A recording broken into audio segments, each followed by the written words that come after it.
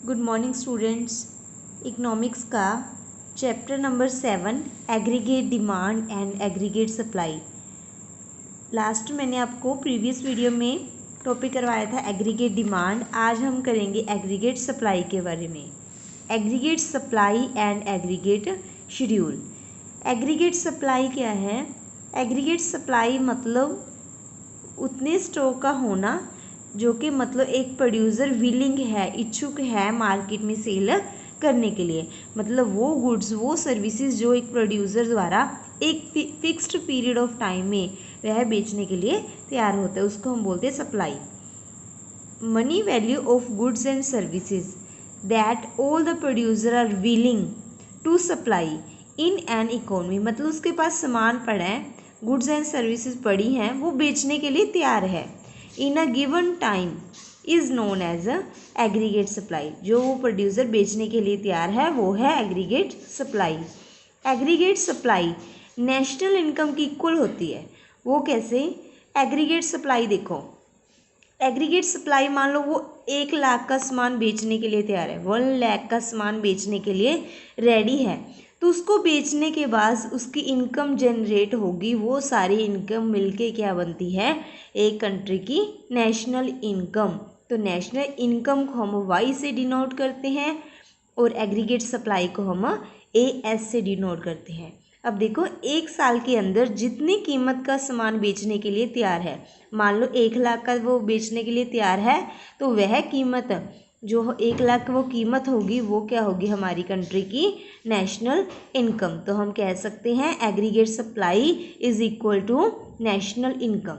अब देखो, जो हमारी इनकम है, मान लो हमें रेंट के तौर पे मिली, वेजेस के तौर पे मिली, सैलरी मिली या फिर प्रॉफिट के तौर पे मिली, तो वो सारी इनकम हम 2 तरह से खर्च करते हैं। या तो कंज्यूम कर देते हैं, मतलब गुड्स एंड सर्विसेज खरीद लेते हैं, या फिर हम क्या करते हैं?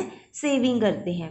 तो एग्रीगेट जो हमारी इनकम हो गई उसको हमने 2 टाइप्स में बांट दिया, कंज्यूम और सेविंग में। तो हम एग्रीगेट सप्लाई हमने किसके इक्वल निकाली थी? वाई के इक्वल। और वाई किसके इक्वल आ सकती है? सी प्लस एस। सी मतलब कंजम्पशन और एस मतलब सेविंग। मतलब कंजम्पशन और सेविंग से मिलके हमारी क्या बनती है? National income. और नेशनल इनकम एग्रीगेट सप्लाई। तो ये तीनों ही इक्वल है एक दूसरे के। मान लो हमारी इनकम 20,000 है, तो 20,000 में मान लो हमने कंजम्पशन की 15,000 और 5,000 हमने सेव कर लिया, तो वो 5,000 और 15,000 मिलके हमारी क्या बन गई? नेशनल इनकम एक कंट्री की। तो ये हो गए, तीनों कंसेप्ट ही इक्वल हैं। नेक्स्ट देखो, when we express aggregate supply in physical term means total output of goods and services of an economy.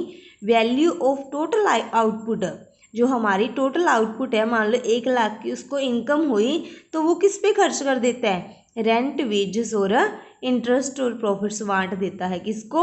Domestic को। तो वो सारी मिलके क्या बनती है? National income.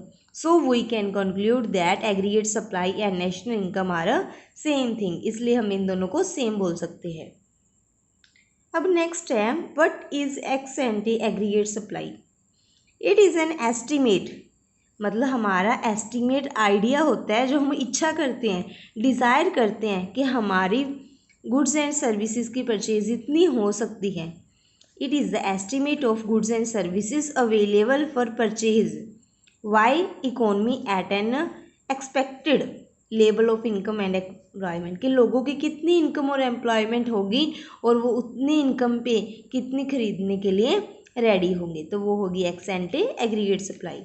नेक्स्ट है, एग्रीगेट सप्लाई को हम 2 हेड्स के अंडर बांटते हैं। फर्स्ट है जनरल प्राइस लेवल और सेकंड हेड है एम्प्लॉयमेंट लेवल।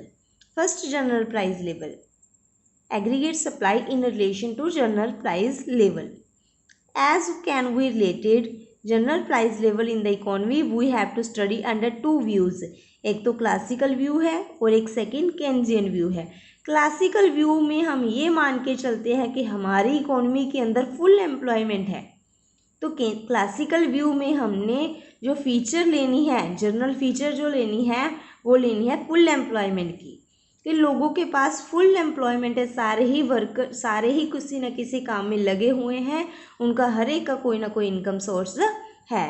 तो ये क्लासिकल की ये फीचर है कि उसमें फुल एम्प्लॉयमेंट को माना जाता है।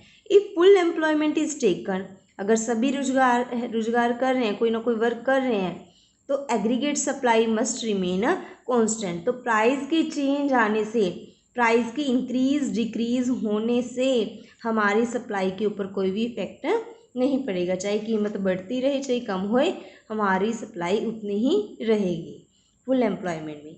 नेक्स्ट है Keynesian. Keynesian point of view में क्या दिया है, फुल एम्प्लॉयमेंट फीचर नहीं है, उसमें अनएम्प्लॉयमेंट हो सकती है, फुल एम्प्लॉयमेंट लेवल नहीं होता। This is possibility of unemployment. Keynesian की फीचर फुल एम्प्लॉयमेंट नहीं है। If output increase due to increase in demand, अगर हमारी सप्लाई इंक्रीज हो रही है डिमांड के बढ़ने से, मान लो हमारी डिमांड बढ़ गई तो सप्लाई भी बढ़ेगी। Price will not rise, price पे कोई असर नहीं पड़ेगा, वह सेम ही रहेगा। नेक्स्ट है, फर्स्ट हमने देखा था प्राइस लेवल से और सेकंड है एम्प्लॉयमेंट लेवल से। एम्प्लॉयमेंट लेवल में देखो, aggregate supply with reference to employment.